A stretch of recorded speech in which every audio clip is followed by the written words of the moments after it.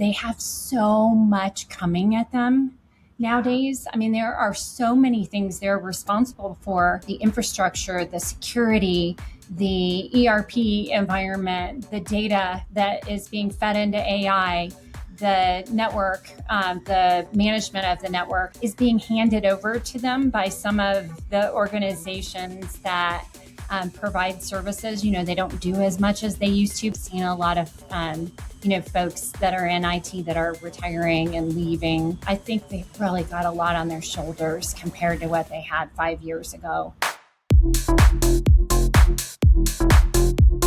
Welcome back to Between Fires and Futures. I'm your host, Tonya Terrell, and I've been in enterprise tech for nearly 30 years. I've watched the IT buyer evolve in real time, how they gather information, how they evaluate risk, how they make decisions. And honestly, what hasn't evolved at the same pace is how most tech partners sell to them. IT leaders today are really more informed than ever. They've done the research long before the first call. They understand their environment, their constraints, and the pressures they're navigating. And yet they're still being approached as if they need to be pitched. And that disconnect is the problem. The modern IT buyer has changed. They self-educate, they expect relevance, they expect clarity, but too many sales conversations still move too fast, talk too much, listen too little. Enterprise tech doesn't have a demand problem. It has a sales conversation problem. Sales works when it's service, but it's rooted in listening.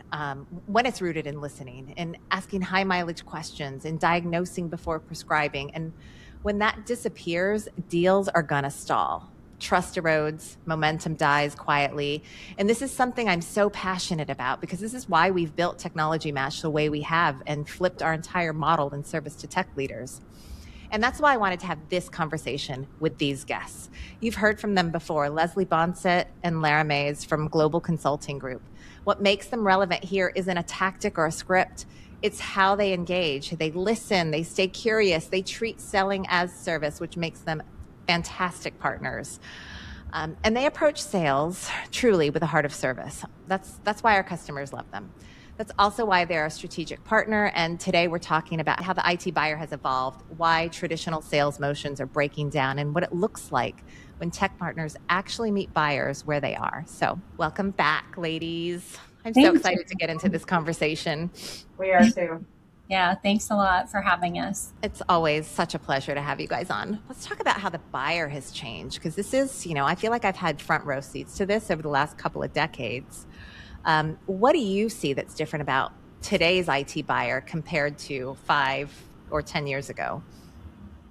If I could start, really, it's a good question. They have so much coming at them nowadays. I mean, there are so many things they're responsible for. And, we as IT professionals are folks, many of us have been around for a long time. And there's not a lot of new folks jumping into the industry. So they are becoming responsible for the infrastructure, the security, the ERP environment, the data that is being fed into AI, the network, the management of the network, and all of the repair and things that already went into some of the services that were being provided is being handed over to them by some of the organizations that provide services. They don't do as much as they used to because we've seen that price erosion in the market. We've seen a lot of, folks that are in IT that are retiring and leaving this industry. So I think that they've really got a lot on their shoulders compared to what they had 5 years ago. Yeah. Really, I mean, I could go on. So yeah, Lara, I don't want to take all the. I mean, you're spot on, Leslie. And I was thinking he would have 10 years, and in about 5 years, it definitely has 10 years of information that's readily available to IT leadership now, and it's in their face. Like, it's just constantly. It's information technology. It's everywhere they look. Yeah, they're inundated. Mm-hmm. All the time. And it doesn't make things better. It makes things, I think, a little more confusing. Yeah. And it's feeling kind of like, coming at me now. I'm a little bit frazzled about it. Yeah. I think that has changed tremendously in the past 10 years. And it's changed how they interact with our clients as well because of all of that information. I'm trying to help organize that. Yeah. And Lara, that's one of the things I love about you. What I see you bringing to our clients is that that you're giving them clear solutions to new new challenges that they have. So yeah, it's very helpful. And we've always taken some of the noise away. You know, we've always had clients that have said, I don't want sales reps calling me. They can call you.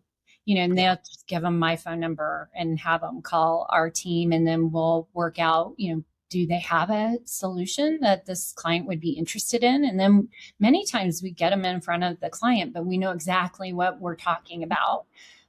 When we do that, you know, it's not just a cold call that is uninformed. Yeah, I think they're all doing more with less, you know, more and more is being asked of them. And, you know, it's not just about like keeping the IT lights on anymore. They're like the strategic driver of the business. Technology is now. So the roles have even shifted, you know, from being a true like tech role to being even, you know, a visionary in the business. So I think expectations have changed. And then the noise, you're right. There's so much noise, so much coming at them. I feel like sales tactics have gotten more and more aggressive. You know, there's email marketing and retargeting ads and cold calls and everything in between. It just creates so much noise. That's actually the whole reason we started this company, was to try and eliminate some of that noise and serve the IT leader. And, you know, another big shift that we've witnessed, just being on the front lines, talking to IT leaders, is I want to say, because I've been doing this since the 90s, long time. And IT leaders used to depend on partners and vendors for insights. And now they're so informed. Like, they have so much information coming at them. They're so informed, and they're doing research before the call.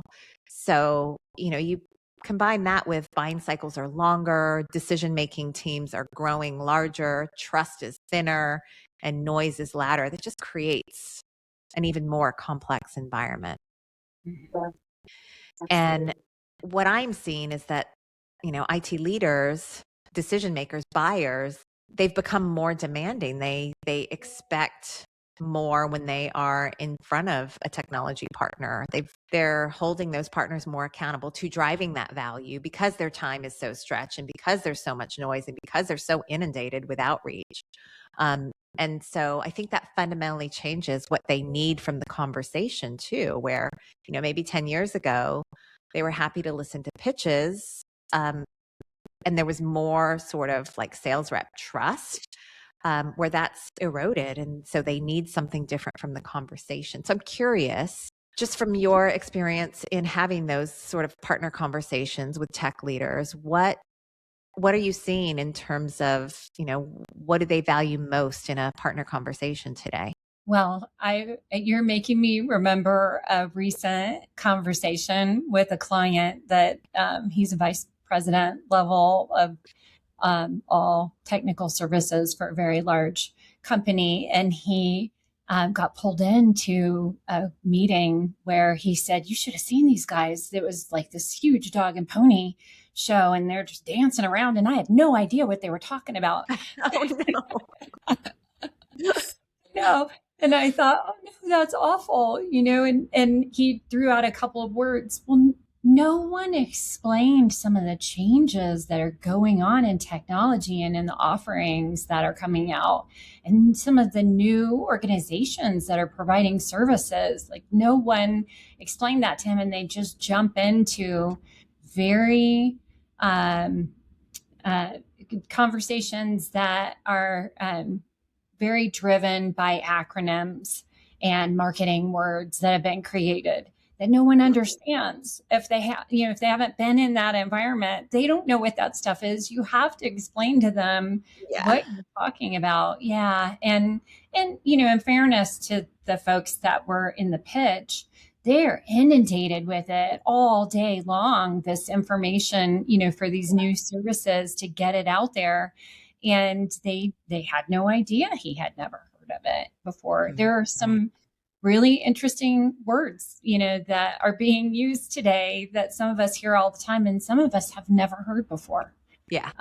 Yeah. So we need to make sure we understand, how to explain ourselves, and our team jumps in, when things like that happen. We make sure that everyone's apprised of what the solution is for, and, why it's so wonderful. If you understand a client's day in and day out and all of their business drivers, you can cut to the chase pretty quickly with, why you're looking at a specific solution.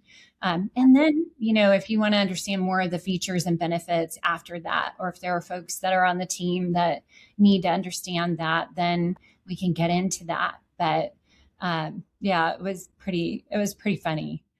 Yeah, I can imagine. I want to ask as many questions as I can because I want to make sure I fully understand it. And me being curious is like a level above anybody else because I'm not very technical, right? But what I do have is understanding, passion, and curiosity. I love that you said that that there's heart-driven consulting, that we really take to heart what the client is trying to do, and we then try to bring to bear the right resources for that. And we're extension of them, and going out and asking all of those questions and taking all of the hours that it takes to identify, the right vendors to bring in and talk to them. Yeah, that's why we love working with you. That's why you're such a great partner, because you treat the IT customers the way that we would hope our partners treat them, right? And Lara, I love that you brought up curiosity. And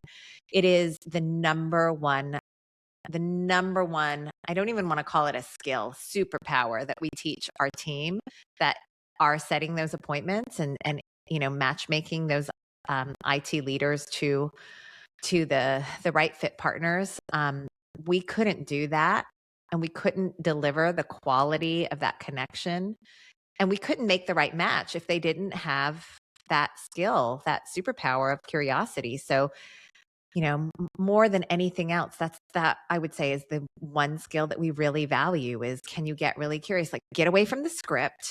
You don't need a call guide. Can you just listen and get curious and dive deeper? Ask high mileage, open-ended questions that get them talking and revealing more and more about what they need and what they're looking for, because that's the way we're going to serve them.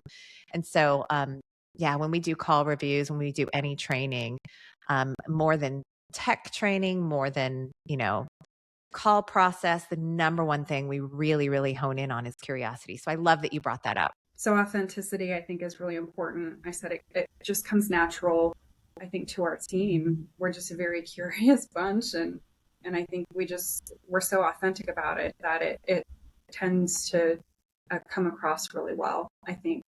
And you were saying, I think you mentioned something about it being a skill, and I was saying I don't even know if it's a skill. I feel like you meet someone and they have this fundamental thing about them, and I feel like it's built into that. And there's other things, like technical things that you can build as a knowledge base or whatever, but I feel like some people are just born with authenticity and feeling that way, or making other people feel that way. I can add, when you said that you can add things to it, like the technology and the knowledge and that knowledge base level, that's what I was thinking, is that authenticity, that curiosity, and then add to it the experience and the knowledge. And man, it is so helpful to have those folks on the team. I mean, we have some real rock stars on the team that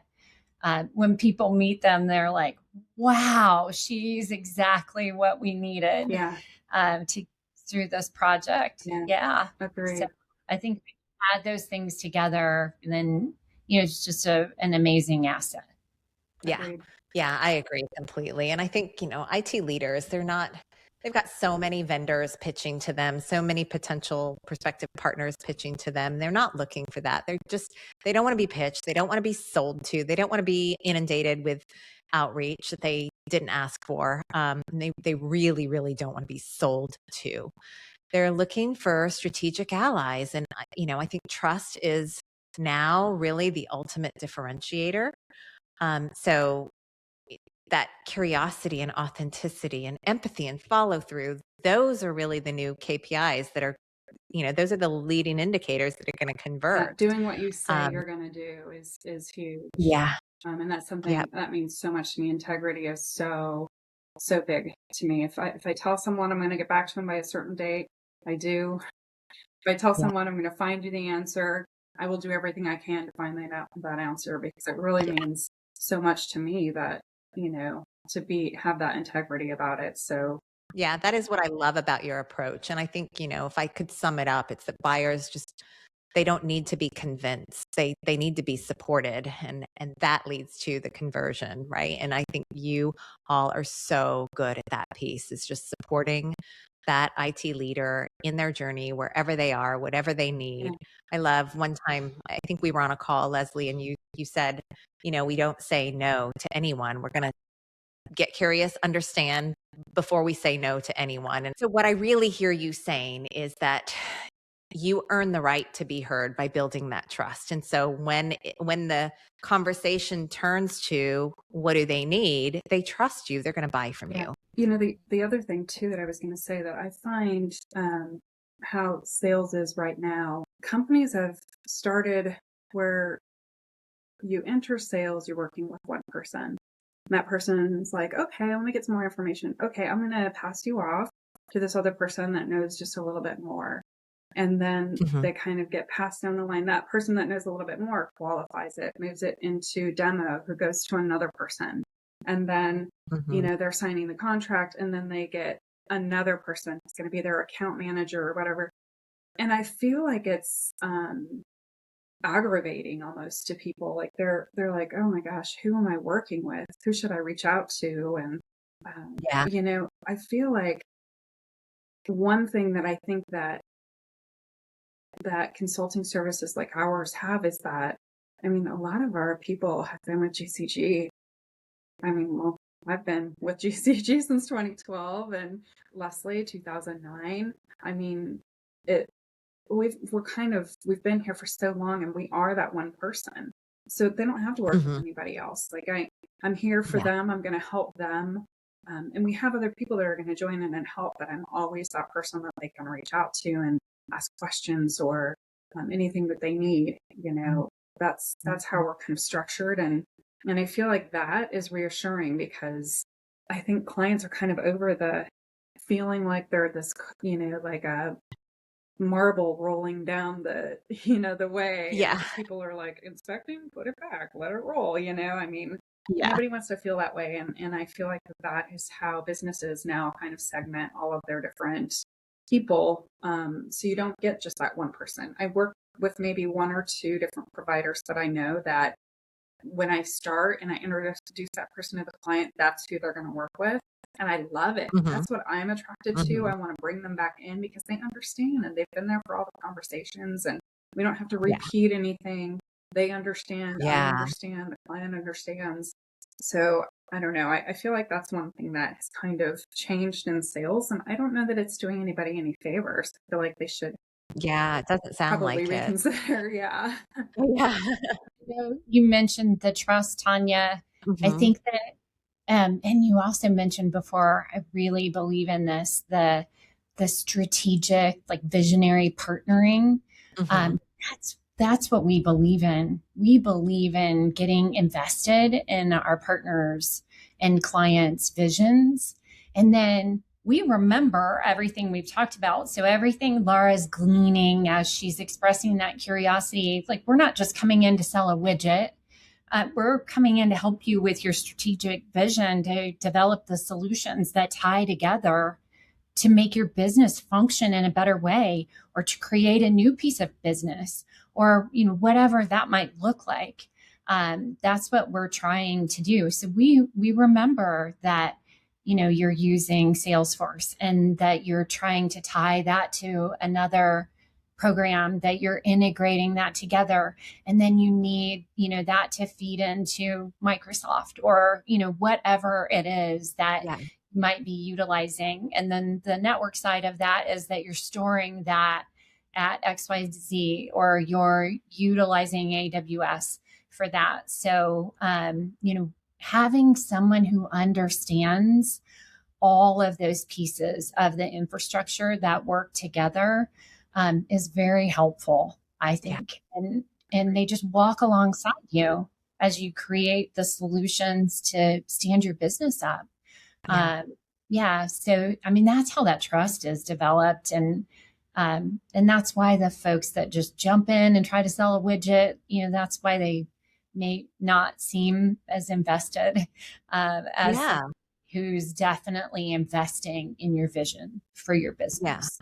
And I think that's really where curiosity and listening come in again, right? Like that's going to build the trust. Because I think it is a skeptical market, and I don't think buyers are skeptical of the solutions. They're skeptical of the conversations that don't serve them, right? They're skeptical of sales reps trying to pitch and sell to them. Sure. And that's why, again, I'm going to circle back to curiosity because it is, I think asking good, high mileage, open-ended questions is key. And curiosity doesn't just get you information like what is their strategic vision, which is important, but there's something magical in the curiosity, something magical that happens in that, like when you're asking the questions and you're taking genuine, authentic curiosity and listening to really listening actively to what they're saying, and even reading between the lines of what they're saying and understanding the sentiment and all of that kind of curiosity demonstrates that you want to understand them. Like, you want to understand their needs. You care about them. You care about what they're up against. And I think in my experience, just, we work with hundreds of clients, thousands of sales reps across this, IT leader universe. And the ones that are converting those initial conversations into pipeline are the ones that move the needle forward through curiosity because it demonstrates that they care, and because they care, they're getting great information that then tells them what to do next and how to serve them. Without ever having to pitch. Like, you don't even need to pitch. It's just a natural, organic progression of the relationship. So asking good questions and leaning into curiosity and really listening with that heart of service. It's so simple that I don't understand why everybody doesn't do it. I don't even have a sales pitch when I'm on calls. I get on calls and I literally take 2 minutes and tell them a little bit about GCG just so they understand what we do. And then the rest of the time, I just want to talk about them. I want to talk about what their needs are. And I don't even see a need for a sales pitch. I want them to understand us, but there's no need for me to be like, here's my PowerPoint that we're going to look at for the next 20 minutes, I mean, no. Yeah, because you want it to be the right fit. You're not trying to convince them to do something that they don't want to do, it be the right fit. I'd love for you to share maybe a story or talk about for a minute, like how curiosity and listening led to trust or even the rebuilding of trust, because, I just feel like it is a skeptical market. So can you tell a story or like lean into a specific example? I'm thinking about a conversation that we had with someone that you introduced us to, Tonya, and it started out a little bit like you were like, hey, we're here for you. And you personally introduced us to this person. And man, I got to tell you, we just have built this really great relationship with him. I mean, just built on first getting, kind of figuring out exactly what he needed, finding this amazing partner to come in and talk to him about their solutions and what he was looking for specifically. But in conversations that Leslie and I have had with this person, we've asked different questions. We've opened up, oh, you also need this, and so we were able to kind of bring in, we actually found that with the same provider that he loved anyways, and we're able to bring them to the table. And I feel like just in that time, we've just nurtured this really great relationship with this person and showed him, hey, this is what partnership is all about, man. This is why we're here. We know that you're spread thin. and we want to help you. And we're not expecting Yeah. anything back from you. It will come, right? Like, we're not going to, Right. we need this, we need that. I mean, it will come as long as we're there. Initially, it was all listening. Yeah. Initially, it was listening and then getting really curious as to why something was functioning the way that it was and asking some good questions. And Lara jumped in and showed some of her curiosity. So yeah, it's he's a terrific person and his team is wonderful, and we really love the relationship. So we can't appreciate that. Oh, I'm so happy to hear that. I know exactly who you're talking about, and he is such a teddy bear. He's a sweetheart. Yeah, he's fantastic. And EQ is a big thing. I feel like sometimes you have to read the room. And one thing that I found about him is that he wants just any communication, right? I think we were like trying to figure some stuff out. I sent him a note. I'm like, I am on this. If you need anything at all, you let me know. I'll answer you as soon as I see your email. And I kind of let him know that that's how I am. And I think he really appreciated that, because I think he only gets bits and pieces of time to be able to reach out to people. So for me to be able to answer him quickly and respond and give him details and things like that really was a huge deal to him. And I knew that just by the conversations that we had with him and maybe a couple of interactions on email. I'm like, this is not a guy that's, just kind of sitting around. Like, he needs me to get back to him right away. And when I told him that I'm going to be that person, I think he really appreciated that. And again, Tonya is such a great guy. Like, we're so thankful for that relationship, for sure. That's not atypical for an IT director or someone that is managing IT to be heads down, working all day long, and only get pockets of time to reach into email and try to get through everything and to get that information. So it's really meaningful when he knows what's going on and he's getting answers that you're working on it. I think it's really meaningful, and most of the folks we work with appreciate that. I think that doing that is one of the key things that we try to make sure that we're doing, is responding very quickly and just making sure that our clients understand where we are with something. We've identified these two sources that, this is what they bring to the table, but they don't have this. So we're still trying to find this other solution that we want to be perfect for you. Yeah, it's so important and such, again, a simple thing to do. Why isn't everybody doing it? I love that you brought up emotional intelligence. And I think a lot of people talk about it. You talk about EQ as if it's abstract, but, in our experience, these IT leaders, they experience it very concretely. We're always looking at, do they leave the call feeling like they were seen and heard? Can they articulate value internally? Like, when they have to turn around and sell to their decision-making team, can they articulate that value? Did that happen on the call? So, I always feel like EQ shows up as momentum, like clean handoffs, stronger conversion. You know how I feel about people calling these things a soft skill. They're superpowers. And beyond that, it really is operational. Like, it really does show up as momentum, what happens after. Yeah. So I'd love for you to talk a little bit more about that, and maybe even offer advice on, how do you approach it? How for sales reps who have been trained in, an old model with IT leaders of yesterday, what's your advice on being able to read the room and show up authentically and serve? Some advice for sales reps. Yeah. Or how would you coach a team to sell without selling? Oh, no. So that we do every day. Yeah.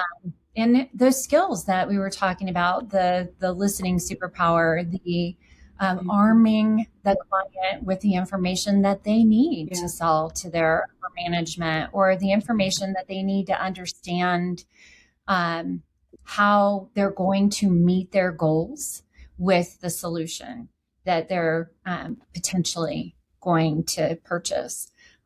Those are the skills, like understanding then that information that they need, understanding their business, things that we've already talked about. If they're just walking in there to sell a product or a widget, just like we talked about, then the client isn't going to feel seen and heard.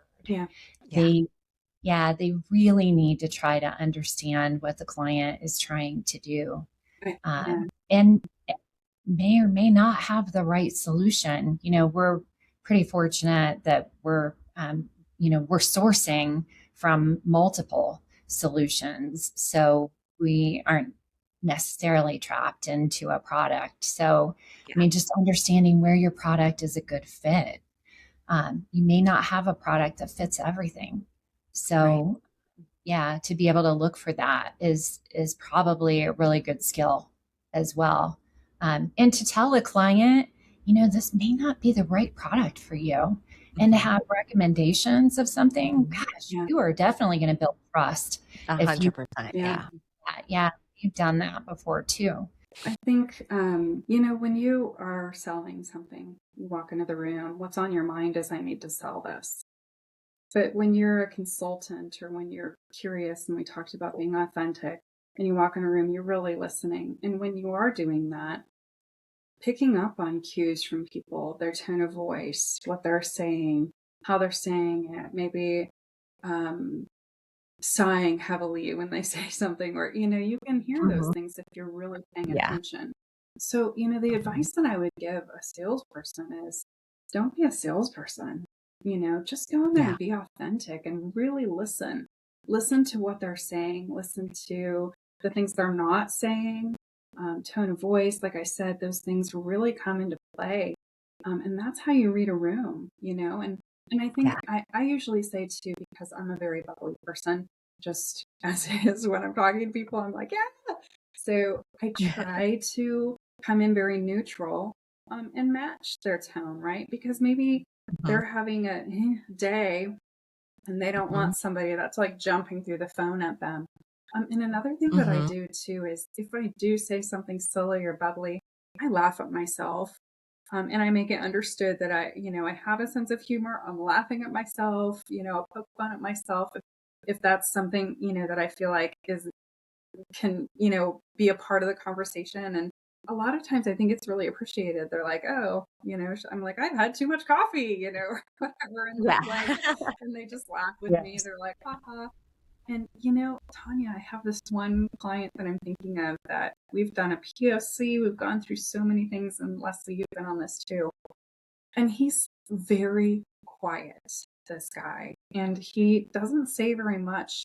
And I think it's just because he's like so smart that he's like thinking just, at that. And he just drives it right down, at the point there. And so I've been on the calls with him and stuff, and I'm thinking, man, I don't know if this guy likes me or not or whatever. And so sometimes I'll just kind of test it a little bit. And I tested him one time. I got him to laugh at a couple of my, little. And so I feel like sometimes too, just, not being silly or not joking around, but maybe just trying to, add a little bit of humor, because we're not, it is life, right? And this is our jobs, and it is what we do for the majority of our, but lightening the moment. And kind of coming in and sprinkling a little bit of lightness to something, I think helps as well. But really, honestly, Tonya, salespeople just shouldn't call themselves salespeople anymore, and they should throw that out the window and rethink how they're doing stuff. And be authentic and listen to those people. That's the only way that they're going to be able to move forward, in my opinion. Yeah, I agree 100%. And I know, like thinking about what we're seeing, because we've got, I think 30,000 lead calls that we've moderated over the last 5 years. And we actually ingested all of that data to build our sales enablement AI. So, just reviewing this data, it's so clear. Like IT leaders, they're not looking for polish. They don't care about polished salespeople with a polished chip. Where the sentiment goes up is that authenticity, connection, listening, asking good questions, getting a better understanding. Those are the levers to. And so, one of the things that I tell our sales team is that sales is just service. Like, stop thinking of sales as persuasion or convincing or pushing. It's service. So it's more of a pull energy. Like, let me understand your needs, whisper all of that out of you so that if my product or service or offer can solve what these problems are, then I've earned the right to serve. But it's nothing more than serve. I agree with you. Like, let's take that sales push energy away, and how do we convert that to a heart of service? Yeah.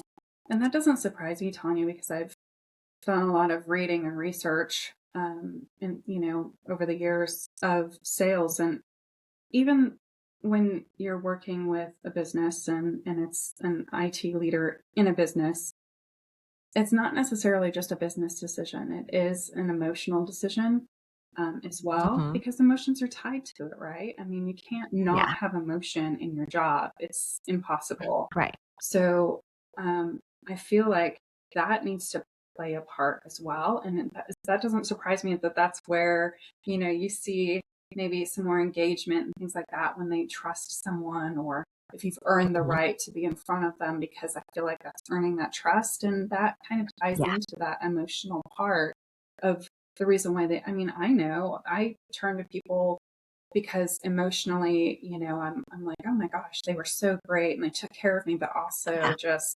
I was having a bad day. They made me feel better, whatever. And then I want to go back to them again. And I think it's the same thing in IT. It's a business decision, but at the end of the day, it's also an emotional decision. Yeah. Yeah. At the end of the day, we're all humans, and whether we admit it or not, all of our decisions are based in emotion to some degree.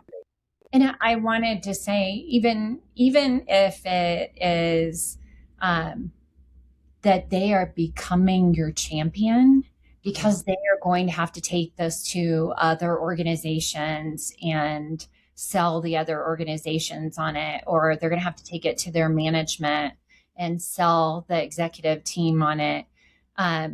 That trust goes a long way into creating the knowledge that they need and the emotion that they need to become a salesperson, if you will, and sell that to other people. I mean, they really have to believe in it. And right? You really have to believe it's the right thing for the business. Right. So, I mean, that's trust to its core.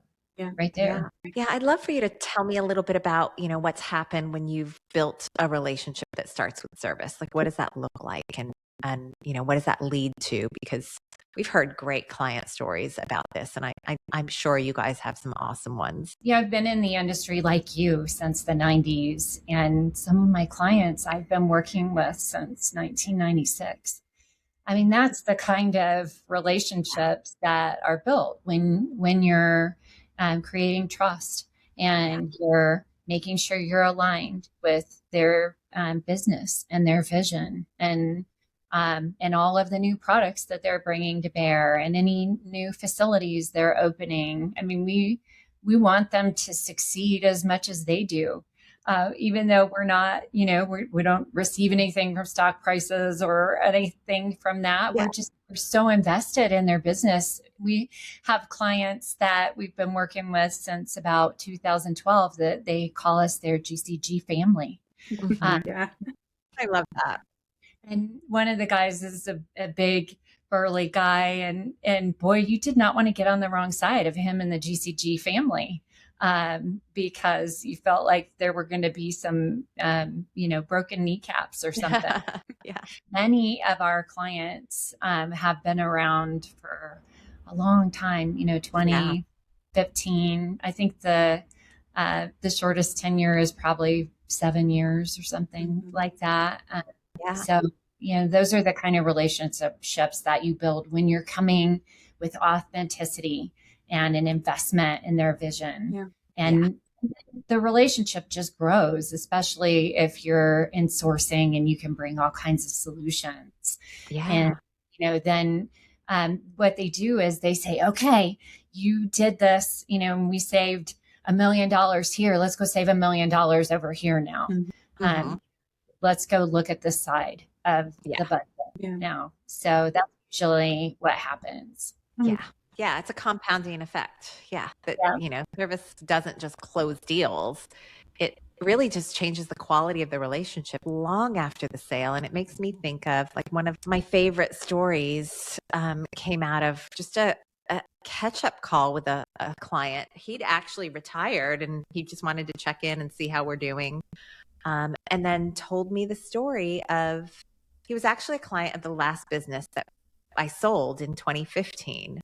And, we were just chatting and this sort of came about that we generated a lead for him back then. I'm talking more than 10 years ago. And the way he told the story was, it wasn't a lead we were very excited about. Small budget, 50,000. I think their budget requirement was 100,000. They weren't really interested in anything lower, but they accepted the lead.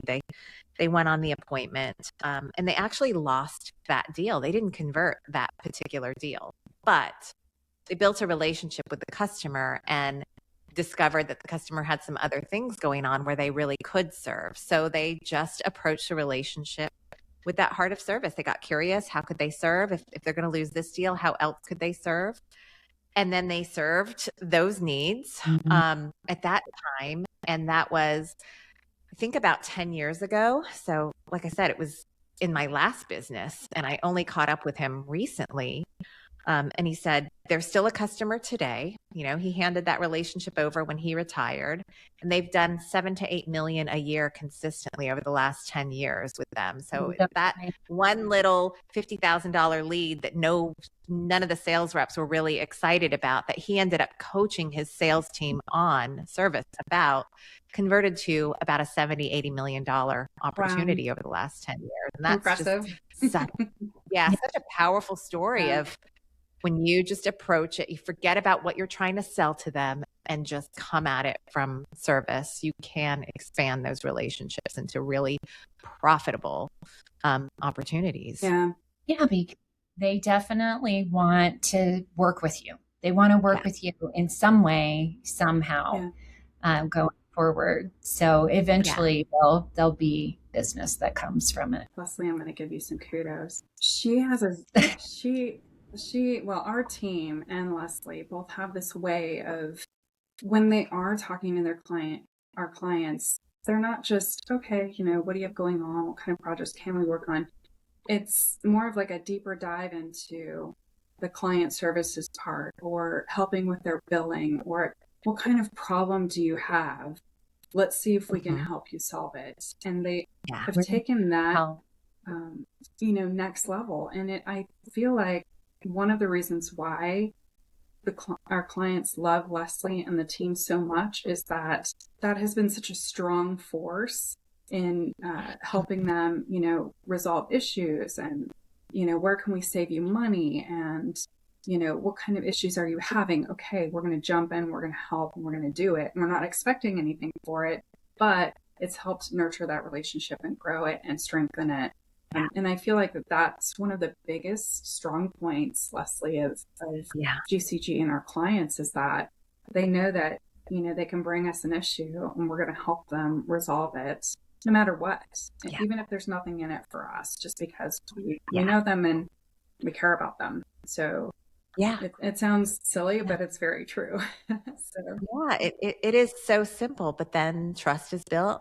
And then when they have a need, there's an opportunity, and that leads to deals. So if there's, one thing that you could share to sellers about what they need to understand about what IT leaders actually want right now, like what do tech leaders really need from them, or what do they really want? What would that be? Support and service. I think that a lot of the support is being pulled away. They're being charged separately and nickel and dimed, if you will. And they just want somebody that's going to try to support them and not try to get more money out of them, in one way or another.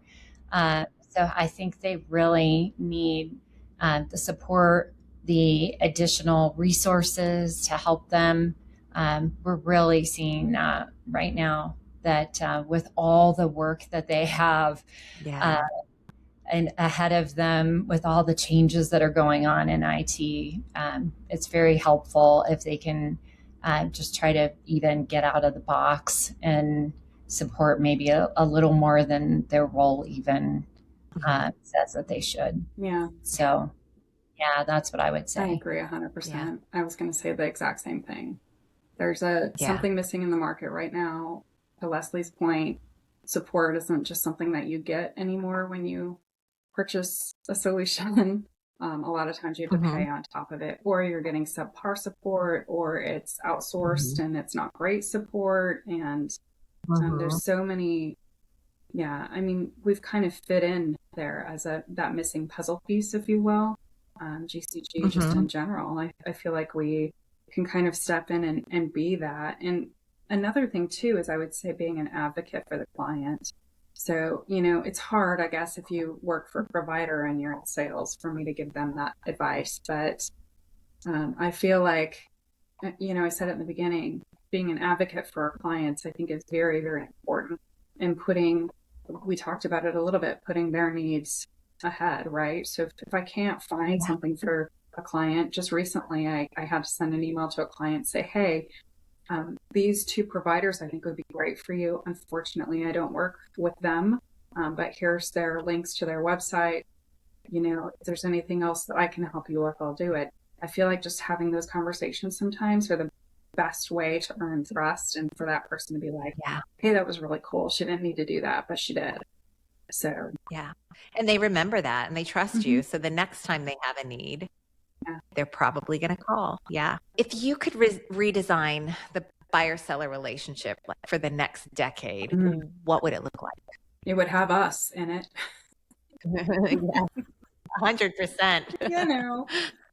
I agree with that. Yeah, they'd have GCG. I would say, I feel like this is going to be a commercial, so I'm sorry for it. But what I love about what we're doing right now is that we have partnered with an organization that allows us to have thousands of solutions, almost like the tens of thousands of solutions that we have out there that we can take a look through and see if we can bring them to bear for the client. So I love the idea of IT sourcing and being a sourcer for clients.